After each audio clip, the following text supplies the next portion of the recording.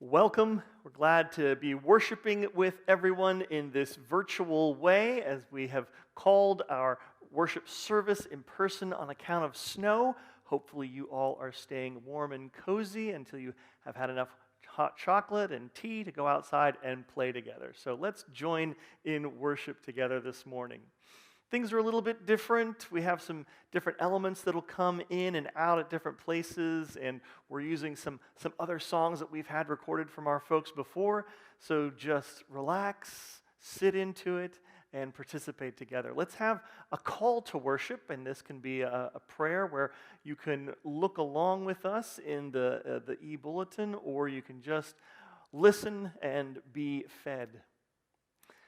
Holy God, out of chaos and emptiness, from loneliness and lifelessness, we invite you to come, Creator, into our lives. From darkness and shapelessness, from the abyss and from awfulness, we invite you to come, Creator God, come.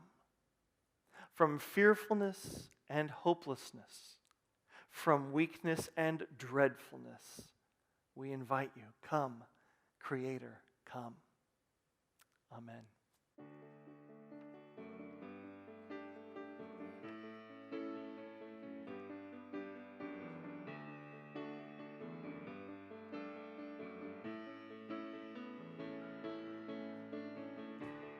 Holiness, holiness is what I long for. Holiness is what I need. Holiness, holiness is what you want from me.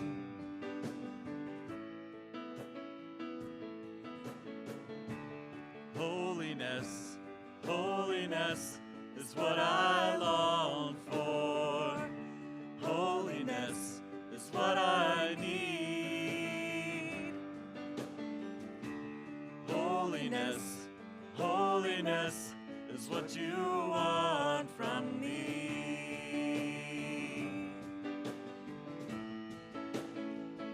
So take my heart and form it. Take my mind, transform it. Take my will, conform it to yours, oh Lord. Faithfulness, faithfulness is what I long for. Faithfulness is what I need. Faithfulness, faithfulness is what you want from me. So take my heart and form it. Take my mind, transform it. Take my will, conform it to yours, oh Lord. Righteousness, righteousness is what I long for. Righteousness is what I need. Righteousness, righteousness is what you want from me. So take my heart and form it. Take my mind,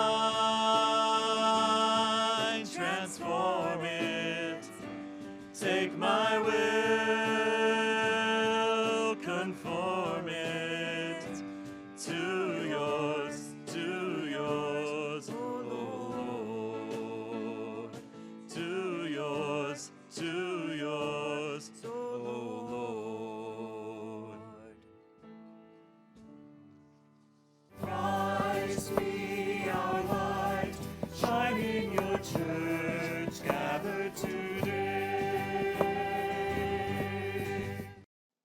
Today, we're going to create a little neighborhood of buildings that are drawn onto envelopes. Maybe you can already see how we'll do this. How the shape of an open envelope is kind of like the outline of a house or complex.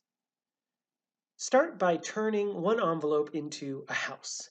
The outside can have windows and doors, or a garage or a front yard, maybe. You can flip it over and peer inside the house. Since this is your neighborhood, you can add whatever you like to the house. Maybe it'll look like the home you're living in right now. You can add your furniture or your toys, or maybe you'll draw a dream home with the belongings that you want to have one day. You can make more buildings with other envelopes with more things inside them for the friends you'll invite to your neighborhood. I wonder what kinds of homes and buildings your imagined neighborhood will have. There are a lot of options for what you can draw because there are lots of different things that we choose to make and buy and hold on to. There are a lot of things that we keep hold of because we want them to make us feel happy or safe or comfortable. There's a story in the Bible about a man named Job who had a lot of good things. A large house and a big family in houses of their own. Lots of animals and lots of fun parties. With all that he had worked for, all that he had been blessed with, Job felt safe and secure, comfortable and happy. And yet, one sad day, Job lost all of that. It went as easily as it came, and Job was left trying to make sense of his life. His possessions couldn't bring him comfort. His friends were no help at all. And in the end, God spoke directly to Job. And what held Job together was the reminder that God understands far more than we can make sense of. Knowing and trusting this mysterious and powerful God brought more comfort to Job than all the things he had. As we worship this morning, I wonder what kinds of stuff you'll fill your imaginary buildings with. What kinds of comforts do you physically own, and what kinds of invisible comforts has God filled your life with? Well, our reading this morning is going to continue in our look at the book of Ecclesiastes. This morning we're reading from Ecclesiastes chapter 2, verses 12 to 26. Let's listen together. I asked myself, what can the next king do that I haven't done? Then I decided to compare wisdom and foolishness and stupidity. And I discovered that wisdom is better than foolishness, just as light is better than darkness. Wisdom is like having two good eyes, and foolishness leaves you in the dark. But wise or foolish, we all end up the same. Finally, I said to myself, being wise got me nowhere. The same thing will happen to me that happens to fools. Nothing makes sense. Wise or foolish, we all die and are soon forgotten. This made me hate life. Everything we do is painful, just as senseless as chasing the wind. Suddenly, I realized that others would someday get everything that I had worked so hard for, and then I started hating it all. Who knows if those people will be sensible or stupid? Either way, they will own everything I have earned by hard work and wisdom. It doesn't make sense. I thought about all my hard work, and I felt depressed. When we use our wisdom, knowledge, and skill to get what we own, why do we have to leave it to someone who didn't work for it? This is senseless and wrong. What do we really gain from all our hard work? Our bodies ache during the day and work is torture. Then at night, our thoughts are troubled. It doesn't make any sense. The best thing that we can do is enjoy eating, drinking, and working. I believe these are God's gift to us. And no one enjoys eating and living more than I do. If we please God, He will make us wise, understanding, and happy. If we sin, God will make us struggle for a living, and then we'll give all we own to someone who pleases Him. This makes no more sense than chasing the wind. Well, how interestingly appropriate. Today, our journey through Ecclesiastes was set to take us again into a place where we considered loss in life, as our main character of the story, the gatherer, grapples with what life really is. And here we are, in the loss of in-person worship in the wake of what looked like it was going to be a pretty big snow, still experiencing worship differently together. In so many ways, we are on a journey of exploration with the gatherer. We are accompanying them as they struggle, which is going to account for the ways in which we see some contradictions happening. If you compare our reading from last week to this week, we can note that the Bible seems to be doubling back on itself. At one point, wisdom is useless, and then here in chapter 2, it's inherently better than foolishness in the same way that light is better than darkness, and yet there's still a sense that everything ends up the same. And maybe we remember back to that poetry from chapter 1 as well. All rivers empty into the sea, but it never spills over, and one by one the rivers returning to their source. All of life is far more boring than words could say. In chapter 2, in the midst of that boredom, the gatherer is attempting to figure out their legacy.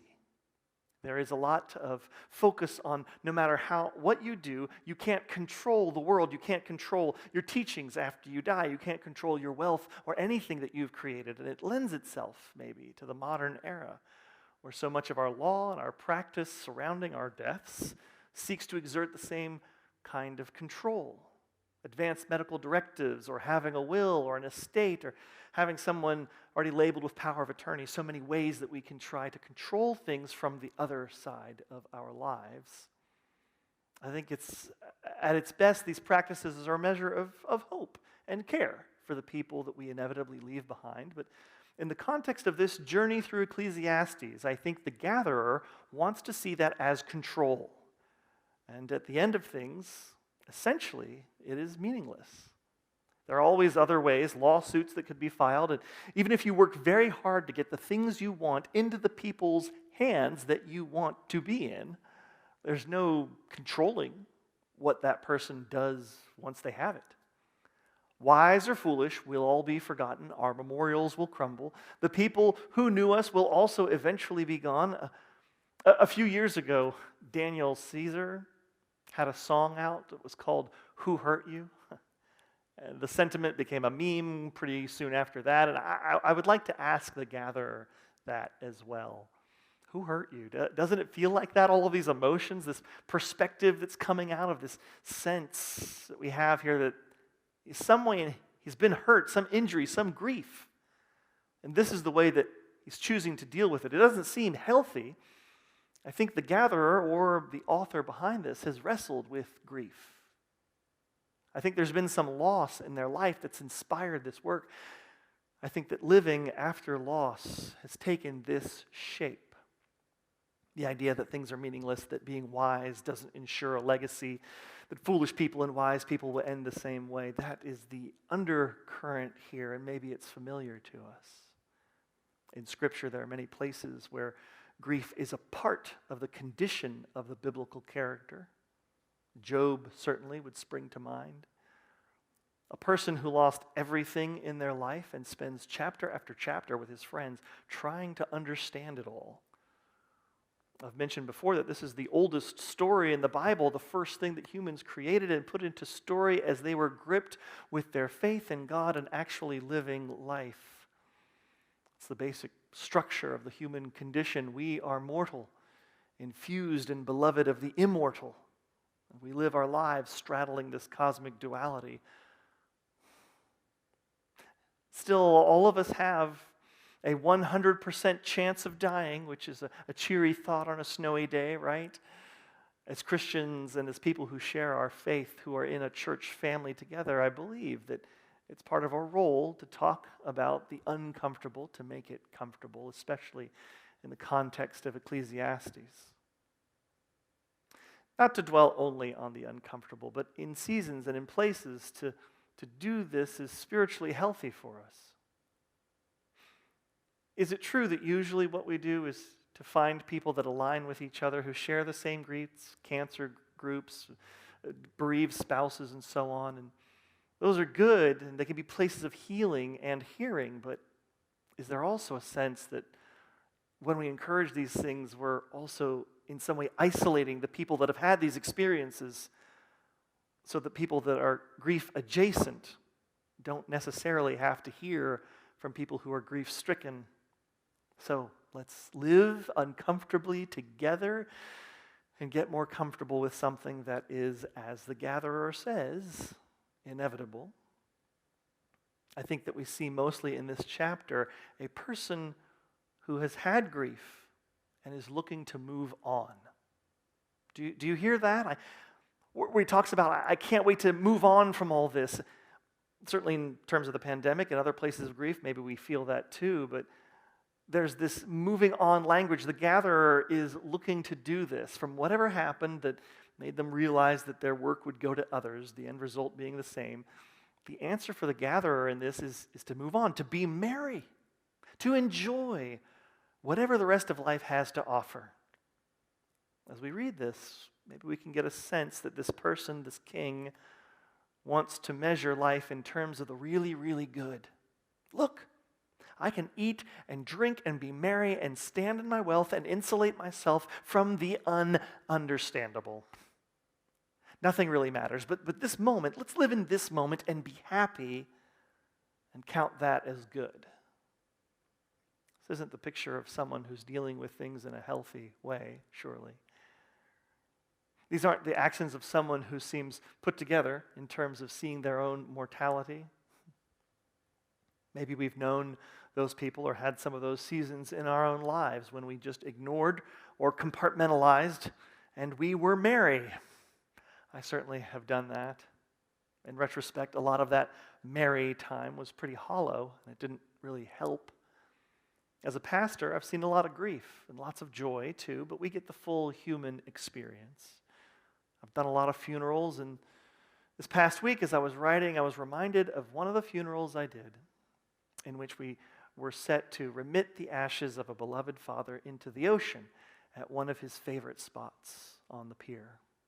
It wasn't the first time that I'd led a service that interred someone's ashes, and so ahead of the service, I of course had a meeting with the family, and we went over several things, but one of the things that I needed to talk to them about in as delicate a way as possible was the wind and the nature of the ashes, which are in very fine parts, and ocean winds can be, as we know, unpredictable at times, and so there is a method of giving the ashes over from their vessel and a certain awareness of the wind that needs to be held by the person remitting the ashes into the water. Now, it went perfectly fine. There was a break in the wind that day, and the ashes went into the water. But the other thing that almost always happens with the internment of ashes, whether on land or sea, is that the finer parts of the ash will sometimes stick to you. Sometimes on clothes, but almost always on the hands, no matter how careful you are. And sometimes there's a process of washing the hands in a basin as part of the liturgy of the service. And sometimes people choose not to do that, to keep the very fine ash on their hands. And that can be beautiful. Because the people we lose, the things we lose, the grief that we carry in life, it stays with us, doesn't it? It isn't about moving on or being merry in the face of it. It is, in fact, impossible to do because like ashes on the wind carried to our bodies, it stays with us. It becomes part of us. There is no moving on. That truth is what the gatherer is fighting here. He wants wisdom and rightness so badly that he's given up. that we see and hear his frustration is important. The people that we have lost, the things that we can no longer do, their effect and their very real presence in our lives stick to us. Grief doesn't happen in a vacuum of life and end when we move on. It is intermingled and constructed as a part of the other emotions that we have. It moves and flexes in the structure of who we are. What if our grief and our loss and our love and our lives are not opposing forces? What if they simply exist together without competition? I'll reread that poem again from chapter 1. All rivers empty into the sea. It never spills over. One by one, the rivers return to their source. All of life is far more boring than words could say, but let's change one word that still is in the meaning of the Hebrew and reread it with a different voice. All rivers empty into the sea, and it never spills over. And one by one, the rivers return to their source, and all of life is far more peaceful than words could ever say. It's the same poetry, the same events, different emotions inhabiting the same space. These places of grief or loss in our lives cannot be prevented. No amount of wisdom or wealth or community can separate us from that. If we allow frustration and control and anger to rule the day, then we will only see the meaninglessness of life. God's sense of love and purpose are diminished by our actions to ignore the grief that sticks to us. God doesn't want us to move on. Yet in the community, as we share that full range with one another as God's children, we can move forward together.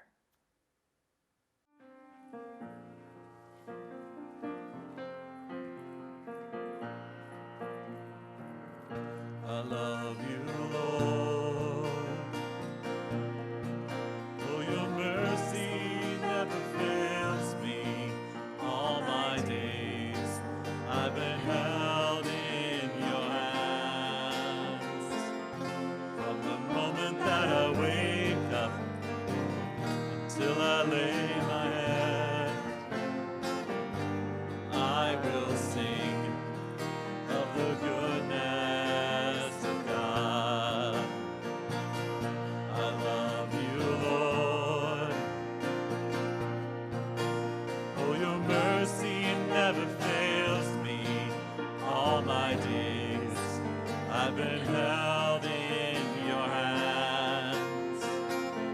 From the moment that I wake up until I lay my head, I will sing of the goodness of God. All my life you have been faithful. All my life you have been so good.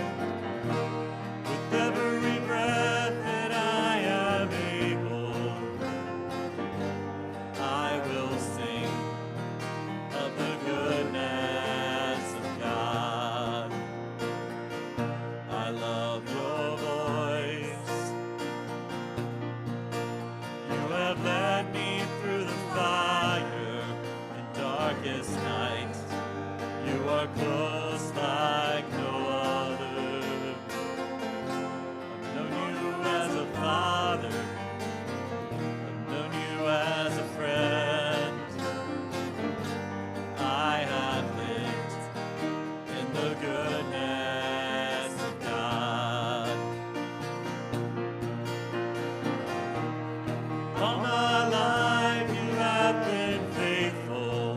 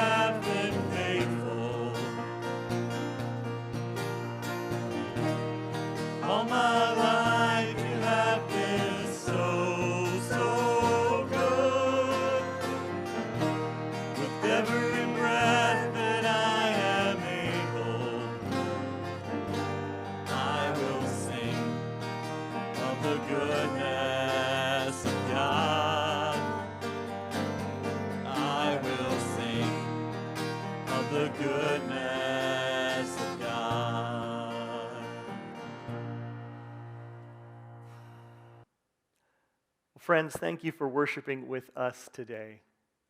From wherever you are, at home or in some warm, cozy place, we've welcomed you and we've enjoyed worshiping together with you. A huge and wonderful thank you to our larger staff, to Ben and to Jake for helping with different kinds of things that were woven into the service today. And absolutely a huge thank you to Heather and her husband Paul and to the kids for putting the service together and making sure it got out to us on Sunday. Worship never happens without the exercise of many hands. Well, as we close our time together, know that we are meant to sit into the uncomfortable together. We're meant to have our grief stick to us and become part of the structure of our lives. And though we're not going to move on from anything that we've lost, people or things or practices throughout the past few years, we are going to move forward to see what God has for us. So in that, go this week to love and serve the Lord as you've been called to do. Amen.